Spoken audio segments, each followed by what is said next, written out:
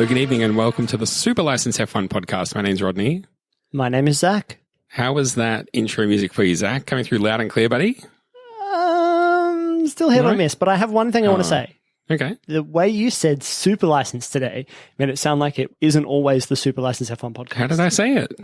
You were like, good afternoon and welcome to the Super License F1 podcast. And I was like, oh, it's interesting. Like we've been sponsored by Super License. Like Ken Brockman from The Simpsons. Hello and welcome to the Super License. Super License?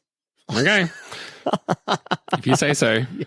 Before the show, exactly, Zach was complaining that the Super License theme has not been playing loud enough. He just can't get enough of that wicked beats in his life. And so I thought I'd pump it. But obviously next time I need to pump it good.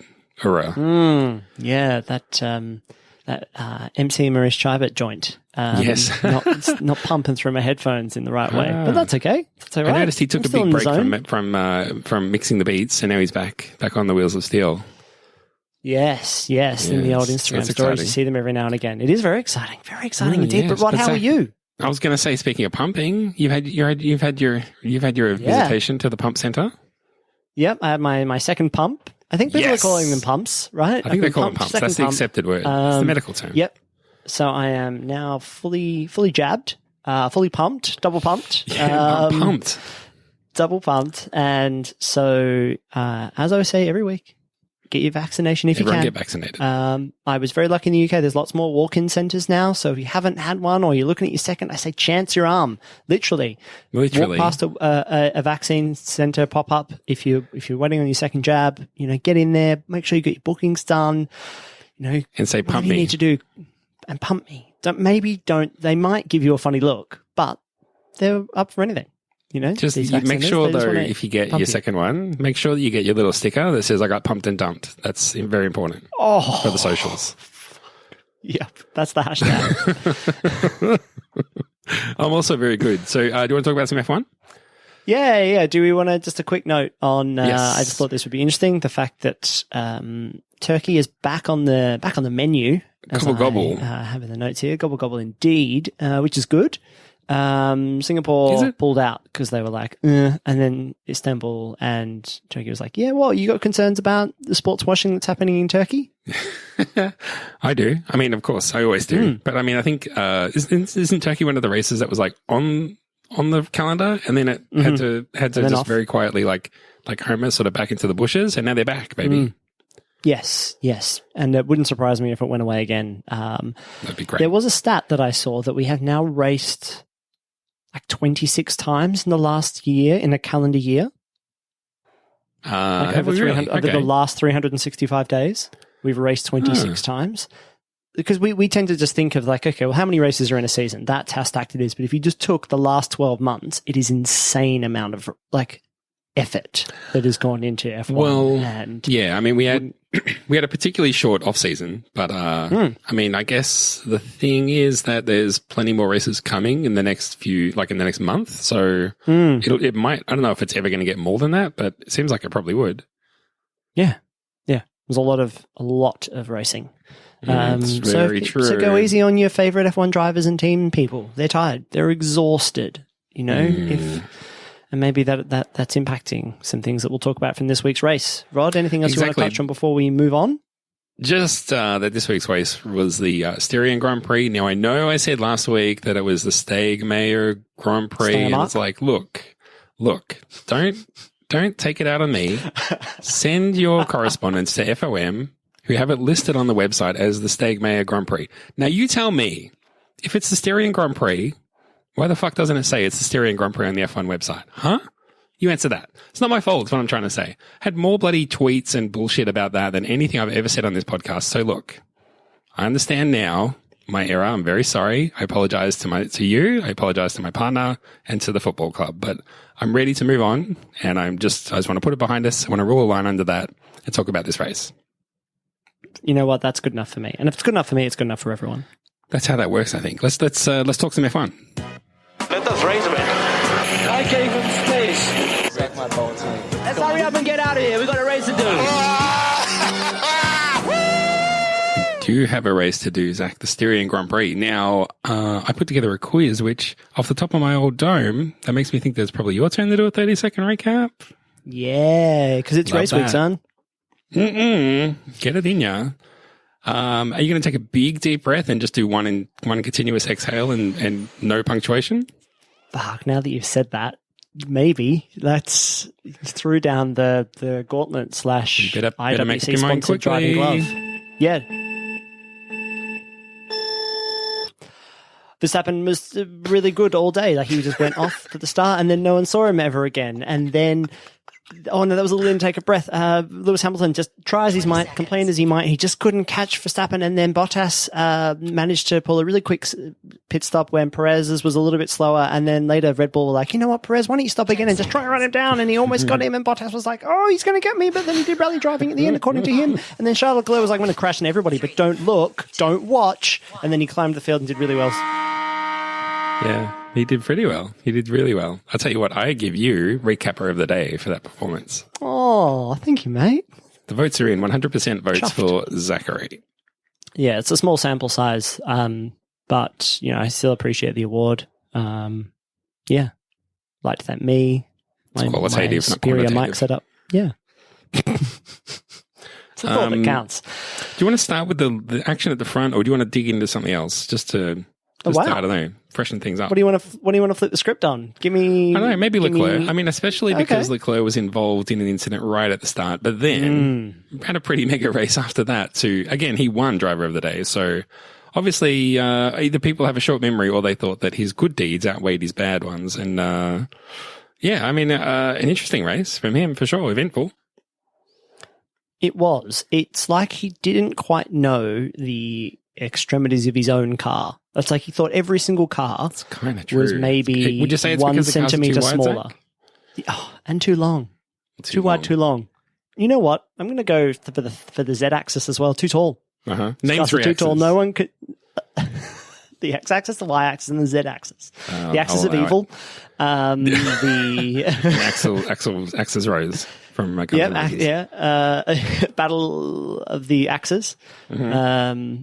No. The oh god, Axel We can Witsel. leave this now. That's fine. I can't. The point was going to be that he thinks his car and everyone else's car was maybe 1 centimeter squared smaller across maybe. the whole thing, and so didn't quite get it sorted around Gasly. Gave him a puncture, fucked up Gasly's race. And someone else Gasly, too. who Was it started Raikkonen? sixth. Yeah, and then when he was overtaking Raikkonen later, he just kind of pulled a swooped in, and Vettel Raikkonen was like, yeah. "Hey man, you just gave me a puncture Yeah, almost." not cool, man. Yeah, jeez Louise. And you know Kimi's got to be relatively upset if something's going to make him get on the radio and start Because he said words. conversation. Yes, He said 'cause words at people. He was audible. That's how you know he was angry. But, you know, you can't, I mean, those, I suppose, taken in the context of like the 400 overtakes that he did make over the race weekend, to only get in 2 scuffles, not bad, really. Yeah, when you average it out, that's not too bad. But I about guess you got to wonder, Carlos like, hey, what could he have done? Carlos Sainz was the man who was delivering the performance that Leclerc could have done if he really wanted to. I mean, the thing is, I guess that it's really the Ferrari and the Mercedes and the McLaren battle in the midfield, which is like, can they pull it together in qualifying? Can they get a good start? Will they get 2 cars up into the sort of juicy end of the points, or will they be fighting for scraps? And that seems to be the story for both teams kind of all the time. Yeah, there was a moment there where it looked like Lando and Ricciardo were both in the points and both the Ferraris were out. I think that was very early in the race, or at least it seemed like Ferrari weren't necessarily going to have a good race weekend. And then that kind of flipped with Ricciardo having power issues, having climbed 4 places, immediately lost them, which is never good. Just suddenly getting overtaken by everybody that you just passed must be depressing, which is sad for him because he was probably looking at these 3 races in a row, these 3 race weekends, including France last week, as like I kind of got my handle on the car. These are real racetracks. Let's just have a good 3 weeks or 3 race weekends. I suppose it's only 2 and a bit weeks of actual time. So disappointing from him. I don't know to the extent of which it affected him for the rest of the race, but he just couldn't get past. I think he was behind Kimi Raikkonen like the whole day. He just couldn't do anything. Just stayed there. And was kind of anonymous, whereas I felt like Carlos Sainz was kind of anonymous too, but an anonymous, 6th is never a bad thing, right? So, not enough for Ferrari to overhaul McLaren. But I think the Ferrari closed in on McLaren after this race on points, totally. Which is like, McLaren are coming away going, okay, some good, dare I say it, good signs. I know what you're all thinking now. Good signs from McLaren, except, boy, it would be nice if we could have a good race and actually do better than probably our direct competitor, you would have to say. And then Ferrari would probably be going, again, also, we could have had a little bit more good luck, but hey, not too bad. And for us to gain on McLaren, even if we're, on form, probably still slower than them, boy, you can't be unhappy with that. So, that what would you, it's not, I guess it's the front of the midfield. It's the best of the rest battle is still looking pretty good. I mean, I know that's a bit of a slap in the face if you're a Ferrari fan and you're like, get excited about being the best of the rest, but that's just the reality, really. Yeah, I think it's difficult for Ferrari as well because it's not that best of the rest fight is very complicated. Because you have teams like AlphaTauri where one guy is really consistent, Pierre Gasly, qualified 6th, as I said earlier, and just kind of got unlucky. And is quite obviously the better of the two races there. He's just more experienced. Yuki Tsunoda has moments, good and bad. I genuinely mean like has moments. So. But it's a bit like that McLaren too right now in that Lando's kind of always up there too, qualifies well, races well, is just really, really, really good, an excellent, excellent driver. So it's not the straightforward, like Ferrari can't just have a good weekend because there's always going to be one or two other drivers around them who are going to be disrupting them. Like they can't really focus on themselves. They really do have to look around. And that's the really difficult thing in that midfield. And I actually think that McLaren had, up until maybe this race weekend, had kind of carved themselves out a little bit of a gap, not just in points in the constructors, but in racing ability and the speed of the car. They found themselves in that, what used to be the Red Bull gap from, there was the Mercedes, the middle of the field, and then Red Bull would just sit between the two, like 20 seconds back. And McLaren are kind of in that too, like 10 seconds in front of the midfield battle, but 30 seconds off the tail of Perez, essentially. And there was always that Lando was comfortably sitting in that spot. And Ferrari, if they are finding some pace and finding some consistency, maybe that battle will start to heat up a little bit. Because it is all to race for in third, because it really does look like that Red Bull and Mercedes are just going to run it away with one or two. We don't know which way, swung in Red Bull's direction this weekend. But yeah, there is a sizable gap from the battle for third in constructors from McLaren and Mercedes. And McLaren on 120, McLaren and Ferrari. McLaren on 120, Ferrari on 108. And then you got to go all the way back, 62 points back to AlphaTauri and Aston Martin, who are really fighting out 5th and 6th. And then, Alpine and Alpha. Alpha with 2 points, Alpine with 31. Williams with 0, Haas with 0. So, difficult. Although, Williams might have got some points this weekend. Yeah, I was thinking that, boy, the way they qualified, George Russell nearly getting into Q3, incredible. And both cars actually are just overperforming where they probably should be. And I don't know how common, this is going to be, but I mean, you kind of see these evolutions of like clear back market teams turning into back of the midfield. All of a sudden they're in the midfield and then boom, all of a sudden, 2 years later, it's like, hey, we're on pole. That's how these sort of evolutions go, especially for Williams, it seems. It's sort of come from out of nowhere, I kind of feel, because, I don't know. It's hard to tell whether the other teams all just got like worse, to be honest, or whether they've actually made some like genuine gains. And I mean, they did have a big injection of cash with the new owners, a little bit of a restructure in terms of who's calling the shots, but maybe there's just a little bit more. Well, maybe the person who is bringing the front wing, unlike Claire Williams bringing it on her private plane, that person bringing the front wing on the plane is sitting in economy and just bringing a little bit of that grit back to the team. That bit of like, a little bit more of an underdog aggression, and that's actually translating into something on the rubber. When the rubber hits the asphalt.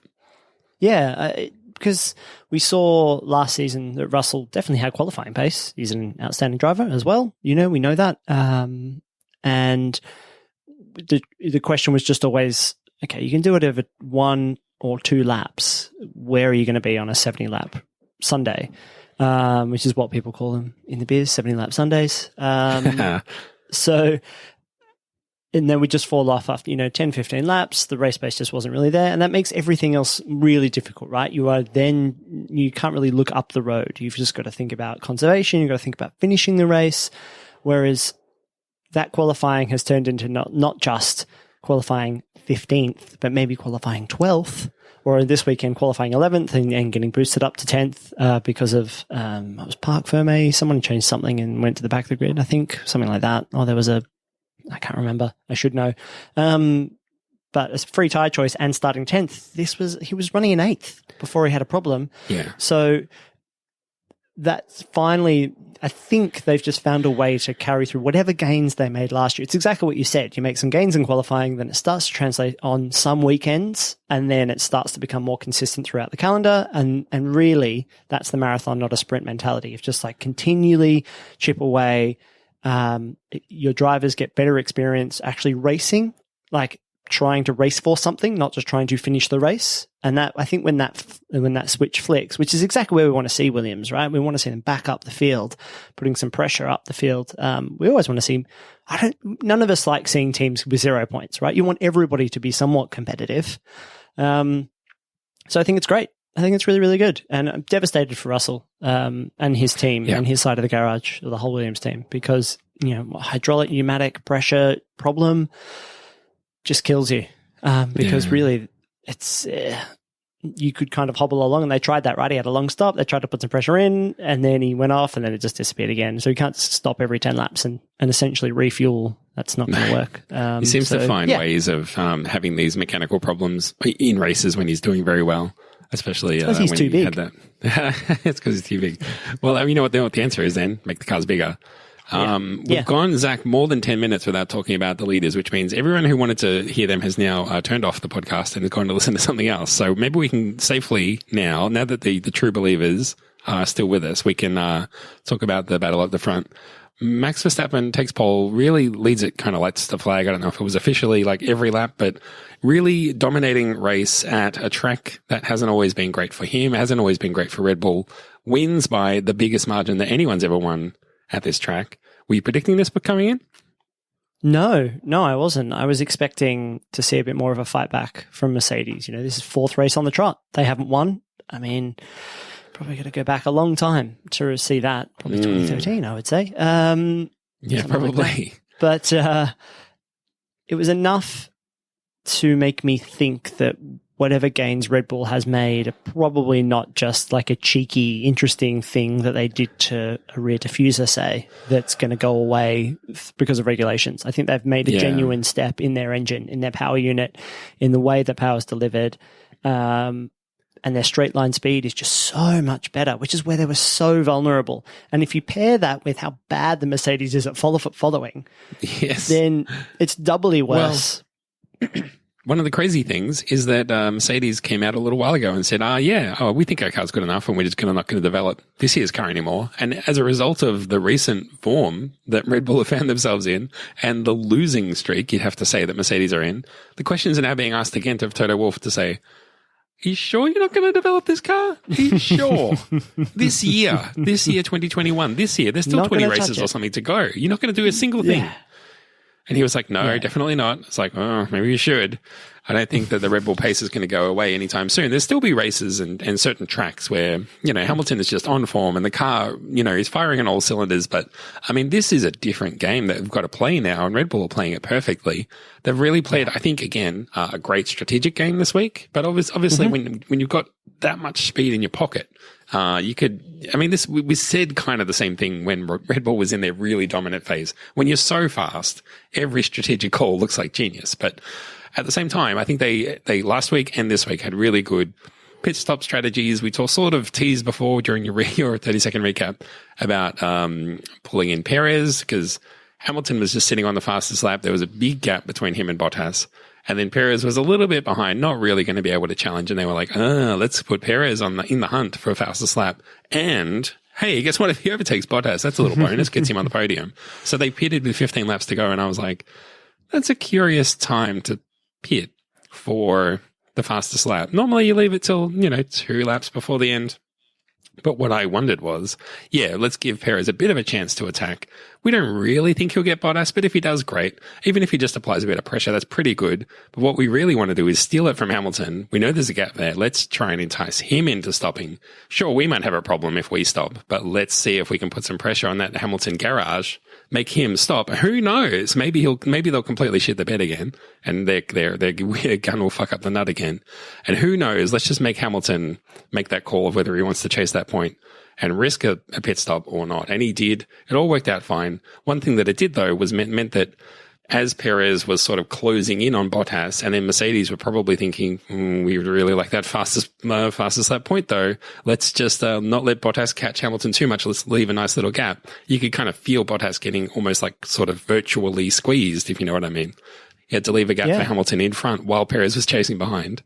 It wouldn't have been super comfortable for him either. Even though Mercedes came away with the 2-3, I think the Red Bull had the superior race all round, really. Yeah.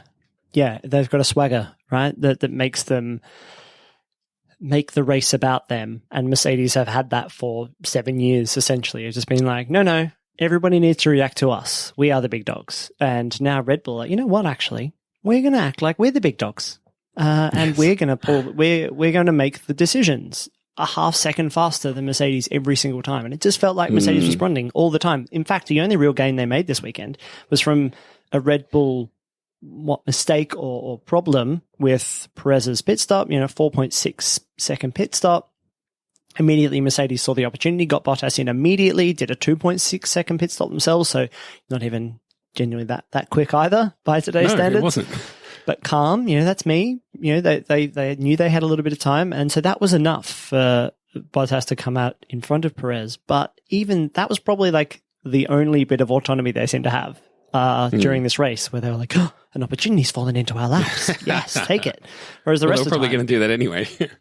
Yeah, that's right. So, it was enough to have Hamilton, complaining about upgrades being needed, and then to have, I think, Toto Wolff today responding, being like, I don't think we need upgrades. And then Binotto, team principal at Ferrari, being, no longer team principal, like, he's not on the pit wall anymore. He's like team director or something at Ferrari, whatever it is, being like, oh, the reason why Mercedes are being so bad is there's so much distraction and badly run on the sidelines. It's like, from Ferrari, from you guys. Oh my God. Wow, that's a spicy meatball.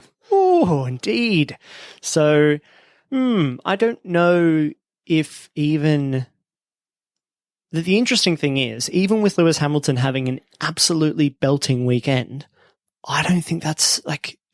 The Red Bull team kind of seem imperious, that kind of impact isn't going to dissuade them from doing their own thing. Like they just seem, Red Bull seem nippier and faster. The car is faster. They seem to be making stronger, faster, better decisions. They're just so focused. They're just like, this is the fucking year. We are going to get you. Yeah. And we've got the lead now. I've had it for 2 races in a row.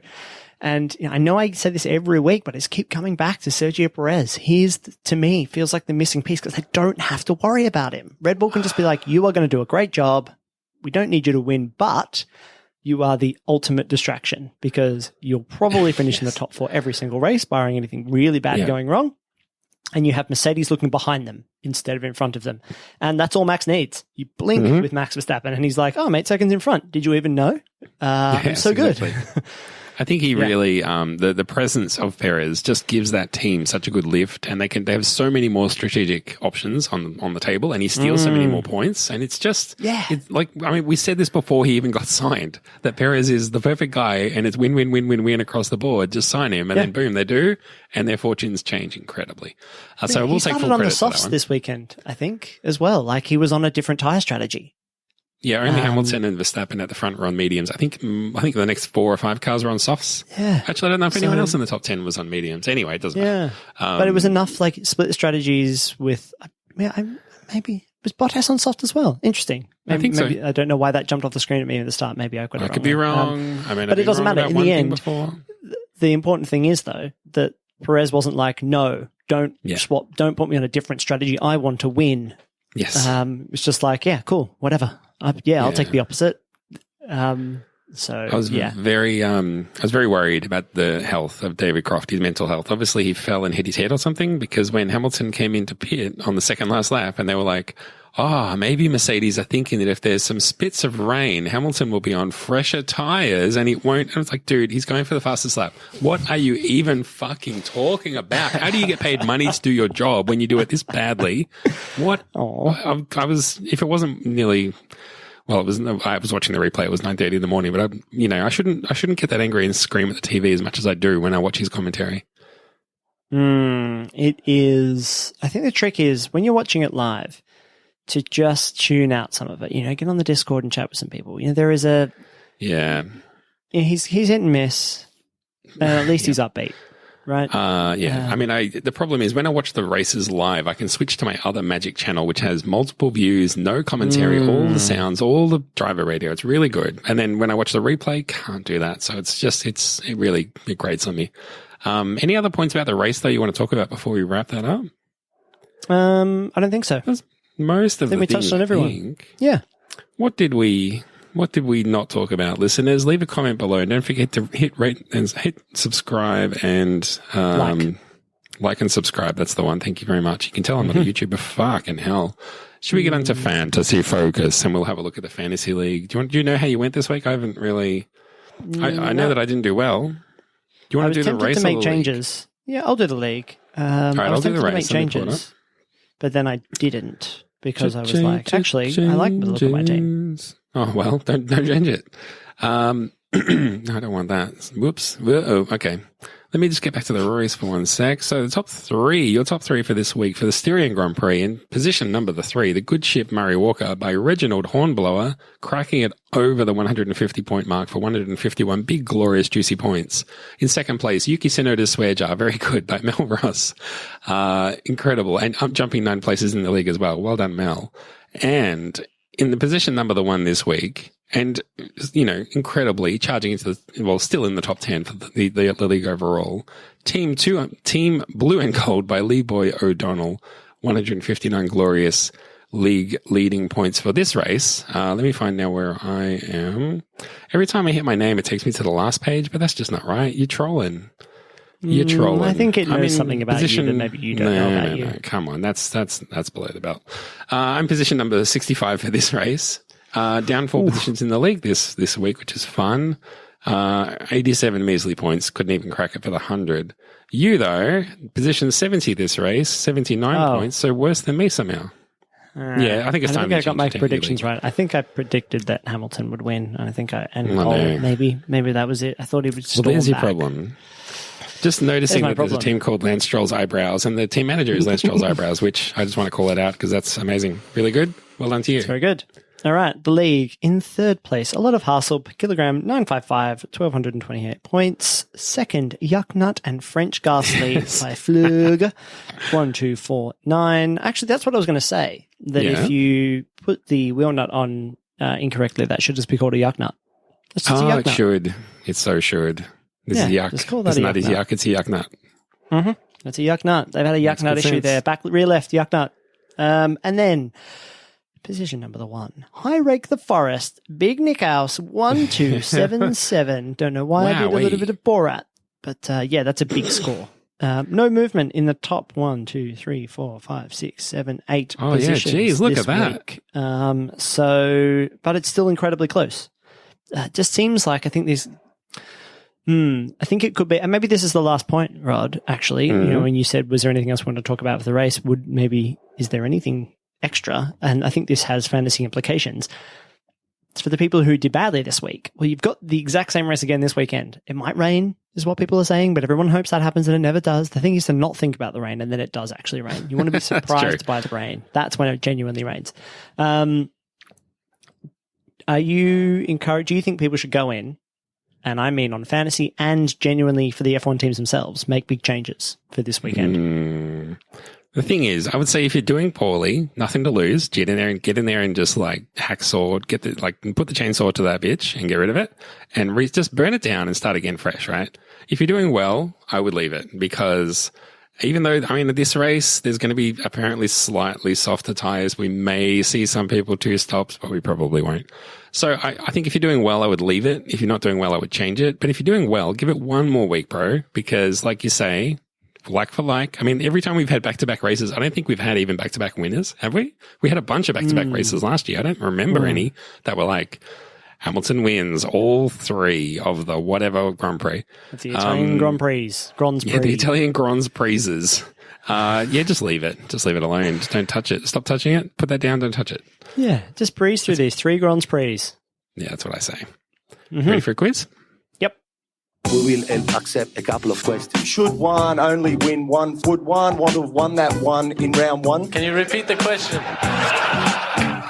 You feeling hungry, Zach? Actually, yes.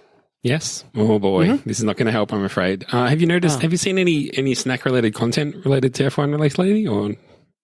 Or not particularly. no? Okay, that's fantastic. We're going to do a snacks quiz. Oh yeah. So a couple of days ago, I was worried that you might have seen this, but I was like, I'll find a way to make a quiz out of it because I was determined. McLaren produced a video with Daniel Ricciardo and Lando Norris sampling snacks from both Australia and England in a battle that may as well have been called the Super License Challenge, because that's pretty much on brand for us entirely, I would have to say. And because we were so rudely not consulted, we're going to insert ourselves into the challenge by recapping the snacks and giving our own ratings in the snack quiz. How does that sound? That sounds amazing. Yes. So first off, This question has number me one. thinking. Yes. Should we be sampling snacks on the show from each location every year and try something different each time? Will people Good be luck into trying that? to find something from, Azerbaijan. I mean, we're a diverse, multicultural country, both the UK and Australia's Australia. England, a little bit better, but Australia is Yeah, not, I'm afraid. You might struggle with something Azerbaijani. Definitely gonna struggle. True. Look, We'll I mean, revisit it. you give it a red hot go. The other thing is people famously love listening to other people eat food on podcasts, so I just don't know. About this one. Yeah, okay. Anyway. Yes, I'm Having ready for talked question down number the one. appeal of snacks, let's do a quiz all about snacks. Question number 1. There were 6 snacks, 3 from Australia, 3 that were British. I want you to see, just off the top of your, whatever. There's 3 Australian, there's 3 British snacks. I want you to see how many out of the 6 you can just guess. Okay. Are any of them drinks? None of these are drinks. Okay, perfect. Just checking. So I reckon on the Australian side, we have Vegemite, Yep, Tim you do. Tams. Tick. Yep. Yep. And Tim Tams. Is it going to be weird, or is it going to be like something that Daniel Ricciardo would have chosen? I'm edging towards 4 and 20 pie, but that might have been difficult for them to get. So no. It wasn't a 4 and 25. I'm going to say it was shapes. Barbecue shapes. all right. So for your first run, out of that 3, I'll give you 2 points for the Vegemite and the Tim Tams. The other Australian one was a cherry ripe. Now have a go at the 3 British ones. The 3 British ones. I'm going to say they probably did Marmite and the Vegemite Marmite straight up swap. I reckon, jeez Louise. Could they do a chocolate bar match? Is there something there? This shouldn't be this difficult. I'm really thinking about it. Was it like weird, was it Watsits or something? Like some weird chip snack? And then I'm going to say, God, the British just have no foods, no interesting foods. I'm going to say There's no foods here. Look around. There's no foods. It's nothing. Everything good is from other places. That's mean. It's artificially mean. They have lots of good stuff here. Eel. Jellied eel. So you're 0 for 3, none of those. One of them was something called Squares, which I've never heard of. Squares? Nope. Is it? Okay, No, chocolate no orange. idea. Like Terry's chocolate orange, I guess. Okay. And Jamie Dodgers was another one.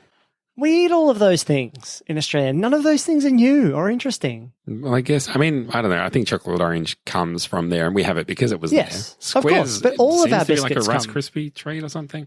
Yeah. Anyway, we'll get into it. We'll get into all the snacks. Good. So I give you, what did you get out of that? You got 2 out of 6. 3. So, 2. 2 out of 6. 2's better than 0. That's a failing mark. Well, let's see if you can do a little bit better in the next section where we're going to go through each of the snacks. I want you to tell me which driver liked the snack more than the other one. And then you're going to use a thumbs up, thumbs down rating to guess whether I like that snack. And then I guess I'll let you also weigh in as well. So First up, Vegemite, Ricciardo or Norris, who liked it more? Ricciardo. Yeah, Ricciardo liked it more. Do I like it? Thumbs up, thumbs down? Yes, thumbs up. I do like it. That's 2 out of 2. So Do you want to weigh in? What do you think of Vegemite? Yeah, great. You need butter. You need a good amount of butter. But This there is is what I something have learnt. perfect. Yeah, you need it's good on any bread. But actually, you know what? This weekend I went to a cafe bakehouse called the Brunswick East Bakehouse. Brunswick East are a cafe, a Melbourne-style cafe. That's why they're called Brunswick East, in London. And they have another kind of bakehouse section near Hackney Downs. If you're in that area, their coffee is terrific. There's a little beer shop in there too. That's it's not theirs, but it's next door. But they do cheesy mite scrolls, which is cheese, Vegemite, savory scroll. And oh, fuck yeah, had I missed those and I didn't even realize. So good. So that was if you haven't tried Vegemite, I think Vegemite with some butter on some bread with a layer of cheddar, maybe grilled under the Gorilla. Delicious. Yeah. Very good. Well, that's a good endorsement there. Next snack is the squares. And I mean, I didn't even know what are they? What this Should I Google them? It's like imagine I've never had a Rice Krispie square, but imagine a Rice Krispie square. You know what it is in your mind? It's that. It seems to be like an LCM. Rice bubbles with, like an LCM, yeah. I think it's rice bubbles with melted marshmallow and then maybe something else sticky to give it some shape. And that's literally it. Apparently, it's a British thing. Which driver liked it more? Lando Norris liked it more because he's a child. They literally gave it the same baby. reaction, so you get point either way. Do I like it? Thumbs up or thumbs down? I'm going to say, no, too sweet for you. Yeah, thumbs down. I don't even know what it is, so it's very confusing. Do you want to weigh in? Do you think you would like that? Have you had one?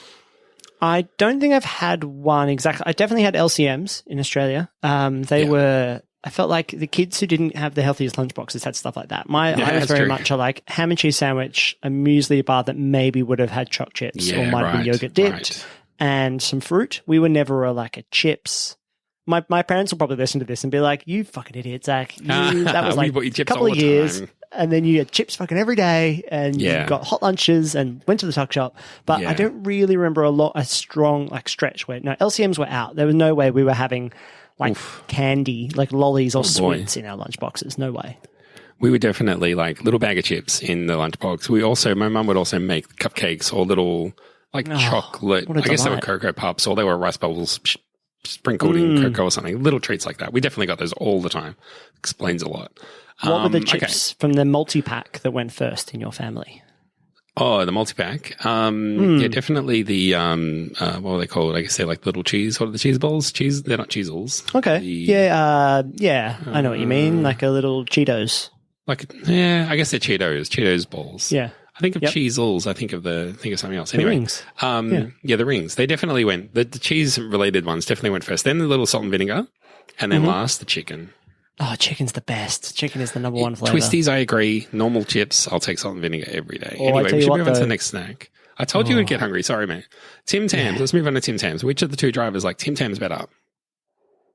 Daniel Ricciardo liked Tim Tams better.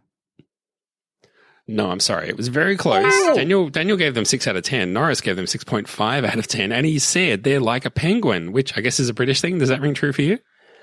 Yes, penguin? I know. Penguin biscuit? I don't know. They are like a penguin. So do you know what a chocolate bourbon is? No. Okay, so you know any of the cream biscuits where it's like a sandwich biscuit, like a cream sandwich between two biscuits? Mm-hmm. Basically, what a penguin is a chocolate version of that. So two chocolate wafer, not wafer, but like kind of shortish kind of biscuits with chocolate cream. And then they cover it in chocolate and they put it in an individual packet and they sell it. Sounds like a Tim Tam. Yes, but a Tim Tam is way nicer because the biscuit quality is better, the chocolate quality is better. A Tim Tam is crafted to be its own thing. It's not something else that has been dipped in chocolate. Gotcha. It is a perfectly balanced sweet. So sounds massive amazing. Thumbs up from me. 6.5. Did I like them? 6.5 from you. Yeah, I reckon you like them. Yeah. Yeah, I like them. 2 thumbs up from me. I could smash a packet of these every single day easily. Lockdown has been tough. And it's good to hear. I mean, this is like a universal. I don't know what Ricardo's doing. Everyone loves Tim Tams. What's he talking about? Yeah, I don't know. Chocolate orange, Zach. Ricardo or Norris? What do you reckon? Who liked it better? this is tricky because Riccardo, from a Italian heritage, European household, the Italians love to put fucking orange in their fucking chocolate things. You walk up and you're in Italy and you're like, I'm going to get that delicious looking like donut with a chocolate cream center, and then you bite into it and it's all Madeira just till the cows come home. I don't want that. So I'm going to say Daniel Ricciardo really likes a chocolate orange, and Lando Norris doesn't. No, Daniel Ricciardo only gave it 4 out of 10. Norris didn't actually give a rating, but he loved it. Like, he was going crazy for it. So he clearly prefers them. What do you think from old mate Rod? Thumbs up, thumbs down? Thumbs down from you. Thumbs down. Give me a break, please. And I'm guessing you're not a fan either by the sounds of that. No, look, hey, it's fine. You know what? If someone gets me a chocolate orange, I'll eat it. I like chocolate so much that there aren't many things chocolate can do wrong. But it would be... Gotcha. it will be far down the list of the things of the chocolate flavors that I want. Fair enough. I think that's right. I think that adding orange is just, that's fine sometimes, but the rest of the time it just ruins good chocolate. Yeah. Let's move on to the old cherry ripe. Who do you think liked it better, Ricciardo or Norris? The fact that Norris really, really, really liked the chocolate orange. I mean, it's a pretty great... my mum loves a cherry ripe, and I've always thought of them for that. I've always thought of them as the grown-up chocolate. Yeah. And for the same reason, I don't really love Bounties, that it's just like there's not enough of the chocolate and there's too much of the whatever is inside. And I don't understand anybody who enjoys Bounties. Bounties are horrible. It's like they had desiccated coconut lying around, and then they were like, I don't know, fucking squish it together and cover it in chocolate and sell it as a Bounty. And people seem to like them. Like, I don't know why from all of the chocolate choices in front of you, why you would buy a fucking Bounty. And cherry ripe in this sits a little bit higher up than that. So I'm going to say... crazy that you'd say that. Because you fucking love Bounties. Norris was like, cherry ripe, what even is this? And Ricciardo described it to Norris as being like a cherry flavored Bounty, which I was like, what? What is that description you've just used? Cherry ripe, that's like a cherry flavored Bounty, Yeah, Jesus. Okay, well, I can bring that up with Daniel when I meet him next. Yeah, please do. If ever. I'm going to say Ricciardo or Norris, who liked it better? Norris liked it more. No, Ricciardo preferred it. Norris begrudgingly gave it an okay middle of the road score, but Ricciardo 10 out of 10. He loved it. Yeah. What do you reckon about your old mate Rod? I don't think you like it. I think the one thing I know about when we've shared snacks and we worked together for a long time, we would both enjoy either a salty sweet snack or a caramel, these kinds of things. I think we have very similar tastes. And I don't think cherry ripe. I don't think I've ever seen you with a cherry ripe. I do like a cherry ripe, but I would say as a qualifying comment that I like, a little goes a long way. That's what I would say. And I do especially like the dark chocolate one. Like, you can get the normal one, and then there's an extra dark, rich chocolate version, which I prefer. But yeah, I'm definitely not like, when you go to the servo and it's like, I just want a normal chocolate bar. It's like, but why buy a normal one when you could buy 4 that are in one wrapper? I'm like, that's way too much. I don't want that much cherry ripe. Thank you very much. So I'll pass. But I like a cherry ripe. Just, a little bit goes a long way. What do you reckon? Do you like them? No. I mean, they're fine. No, okay. This is the thing. Like, a dark chocolate cherry ripe is literally the most grown-up convenience chocolate you could ever buy. Like, it's... Do you like cherry in general? Do you like cherry flavoring? Not really. No. Not a cherry Coke guy or a Dr. Pepper. No. What about a Bounty? Do you like a Bounty? It's like a coconut cherry ripe, really. If you think about it. Coconut is dumb. Coconut as a flavor, like coconut cream in curry. Anything that is desiccated coconut, get it away. Why would you? Yeah. You took coconut, you made it bad. Okay. Very good. All right.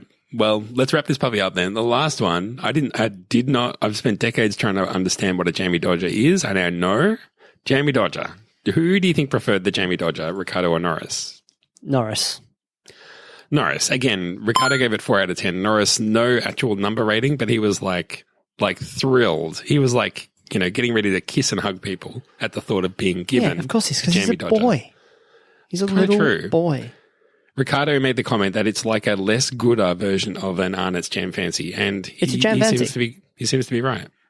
Yeah. But he made the point that the shortbreads tasted better in the Jam Fancy, and that the consistency and quality of the jam in the Jam Fancy was better. So there you go. What do you think? Do you think I've never had a Jamie Dodger. I've had a Jam Fancy. Do you think I'm a fan? I think you think they're okay. I don't see you as a biscuit guy. You're you're absolutely in the wheelhouse. Yes, I think they're good. I of course prefer the superior Cookies Country cookies. They are easily the best. I mean, that should have really been in the competition if they'd done it correctly. But anyway, do you want to weigh in? Do you a fan, Jamie Dodgers? Yes. Yes, but of the well, because they're often the like in the office, in the London office, in the UK office. I can only speak to London. I haven't worked in any other places across the UK. There will be chocolate digestives. Yeah, they will be available. No so thanks. a chocolate Wheaton for you. They will be hobnobs, which are kind of like a chocolate Wheaton, but with more wheat and kind of meal in them. They seem more like muesli formed into a biscuit. I like them more. Turns out, covered in chocolate too. And then there's going to be like weird ones that have like apricot inside pulp, like weird other things. I don't need any of those. So, but there's often a pack of Jammy Dodgers, but because everybody I work with at least just fucking loves hobnobs and chocolate Wheatons or like digestives and stuff, the Jammy Dodgers are often left behind. So I can get in there, get myself a couple of shortbreads. They feel like a real treat. Yeah, They feel like a real little dessert. They're great. There's really nothing better than like having a favorite among the assorted biscuits that no one else likes. That's like Christmas morning. Yes. Yeah. Favorite biscuit, Rod, to round this out? I mean, Tim Tam, if you're counting that, Monte Carlos are pretty good. I do prefer like the shapes, like something savory. If I'm going to sit there and have a little F1 snack, but I've got a sweet biscuit every now and again. We've just spent 15 minutes covering all of the good ones. That's the super quiz for this week. You've learned a little bit about the tastes of Daniel Ricciardo and Lando Norris, and maybe not the best quiz ever, but, back-to-back races, you kind of have to take what you get, hey? You ready for a final thought? You sound like you've got no thoughts left in your head. No, I'm thinking about it. I'm metabolizing it. I'm just thinking. About your favorite biscuit?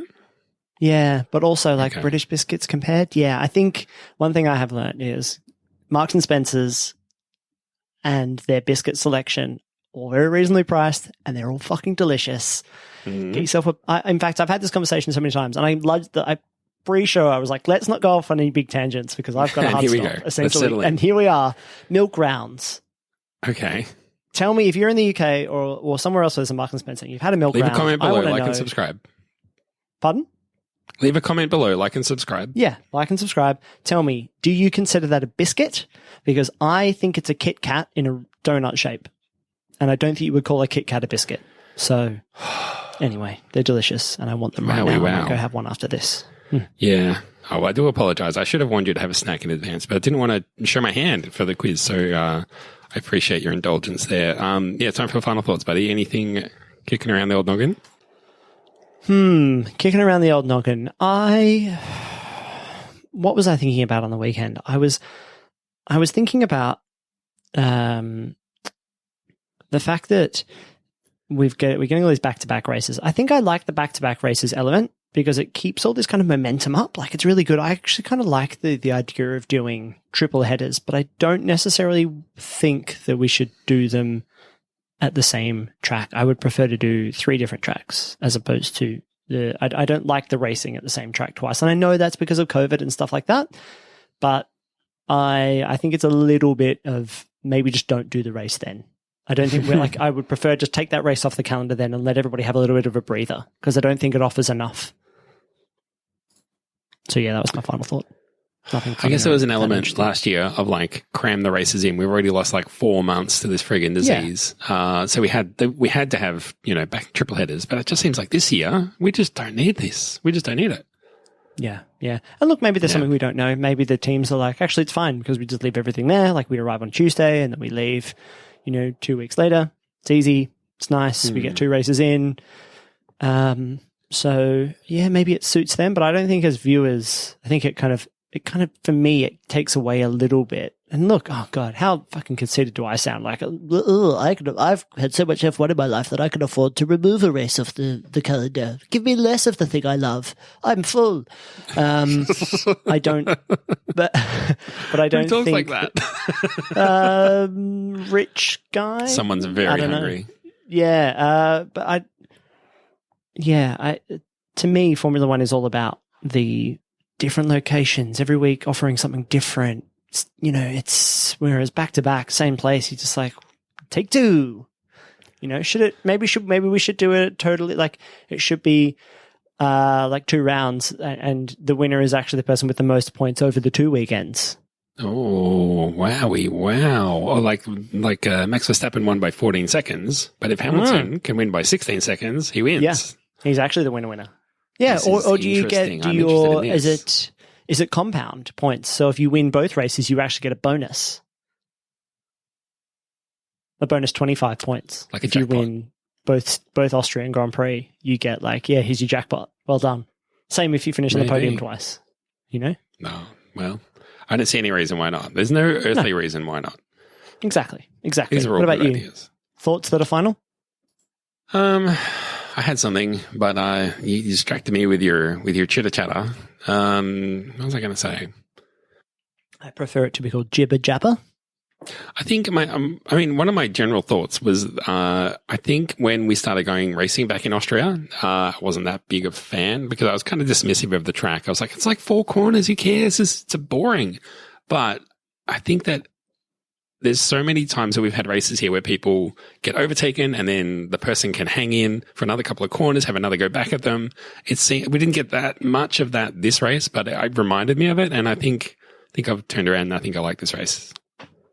I know what you mean. There is I like this track. Something about that straight that it's short enough that DRS kind of works quite nicely there. Like the cars do get sideways. Get sideways. They sometimes get sideways. They go sideways. Neck. It's mental. And then into that corner, it's not fait accompli. You're on the outside now. You're on the inside, but not really. And then the next corner, you're going to be on the outside. It's tricky. Yeah, and you've got to be on it the whole time, like the whole lap. You just sort of, and there's nowhere to hide. If you're a good driver, if you put in, if you Charlotte Leclerc this week. Exactly, that's what I'm trying to say. There's nowhere to hide if you've got weaknesses in your driving. That's what I'm trying to say as well. So yeah, I think I've just come around. I think I like this track. It's good. Good. Nice one. Well, we're back there next week, so I hope you really enjoy it. Good thing. I've got another race to look forward to. Again, hopefully the difference in tyres might mean a little bit more varied strategy. That would be one way that the race would be better. Zach, well, man, we talked about a race. We talked about snacks. We talked about, again, the race. We've done our jobs. Our job's done.